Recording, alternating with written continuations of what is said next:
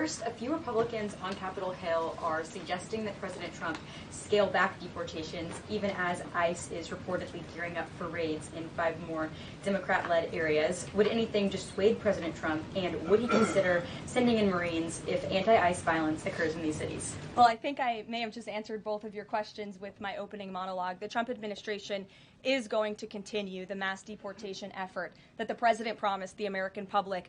Many of you were at those rallies in cities and communities across the country when the president spoke about his commitment to removing violent illegal criminals and anyone who has broken our nation's immigration laws from American communities. And God bless our ICE and Border Patrol who are working hard on that effort. This administration is going to continue that. And it's part of the reason we do need the One Big Beautiful Bill to pass as well, may I add, because the bill provides funding to hire more ICE agents and Border Patrol agents, more personnel on the ground to conduct this important public safety work. You mentioned foreign flags being blown during these protests. There are protest activities being organized for this weekend. Part of it are Democrats saying they want to reclaim the American flag. It's also being titled No King's Day. Does the president see himself as a king, and does the White House expect to see American flags being flown during these protests this weekend? The president views himself as the president of the United States of America. This is a constitutional republic, and we want to see all of our citizens be proud of the country in which they are given the privilege and the blessing to live. And I think that those images of foreign flags being waved by illegal criminals and by violent rioters in the face of cars blowing up and of flames in the city. I have photos of that here to show you. With this violence and destruction that occurred is an image that Governor Gavin Newsom owns. This is his city, and President Trump saw these images, and he said that is not going to be accepted or tolerated, and hence why he deployed the National Guard and United States Marines who have helped to quell that violence.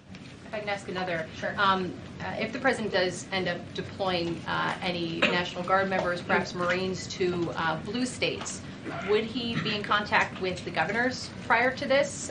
Would it be necessary? Well, President Trump was in contact with Governor Gavin Newsom despite some of the claims he's made in the last couple of days. The president called the governor on Friday evening and told him to let law enforcement in California do their jobs. And the Los Angeles Police Department, by the way, are fantastic people. They are trying to do the work that they've so bravely signed up to do, to enforce the law. But they have been kneecapped by incompetent Democrat policies and Democrat politicians who do not allow their local law enforcement to correspond and coordinate with federal immigration authorities. And so the president gave Gavin Newsom a warning and said, get it together. 24 hours later, we saw more images like this. We heard about Border Patrol agents who were being the target of rocks.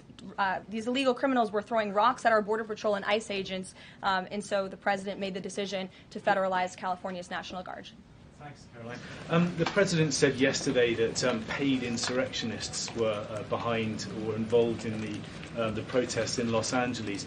Does the White House have any more details about who they believe is paying these protesters? The president spoke about this last night when he returned from Fort Bragg, because frankly the president has a lot of common sense. And if you look at some of the imagery that we have received from the Department of Homeland Security and ICE and law enforcement who are on the ground, you will see boxes and boxes of very professionalized masks and rioting equipment being dropped off for these protesters. So it's a good question the president is raising, and one we are looking into, about who is funding these insurrectionists and these rioters and these protesters and these illegal criminals. And I have updates for you on the numbers, by the way. Since June 6th, there have been 330 illegal aliens that have been arrested as part of these riots in Los Angeles.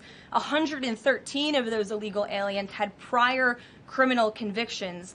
And overall, and this includes arrests of American citizens, there's been 157 people arrested for assault and obstruction-related charges, including the attempted murder of a police officer with a Molotov cocktail. So who is funding these illegal aliens who are coming in with this very professional riot gear? It's a question everyone in this room who cares about truth should be asking. And we encourage your help in trying to get to the bottom of that question. But he realizes they can't actually arrest people unless he invokes the Insurrection Act, which, I mean, seemingly was not something that was in Secretary Noem's memo a clear distinction she did not make there. Again, you're trying to conflate a letter that was sent to the Department of Homeland Security to the president's legal authority. The president understands the legal authority that he invoked, and that's the current situation right now. When it comes to federalizing the National Guard, what is the specific criteria that the president is using for when he's deciding to do that, and in which states? The president was asked and answered this yesterday. He wants to see an end to the chaos and the violence. He doesn't want to see law enforcement officers being attacked.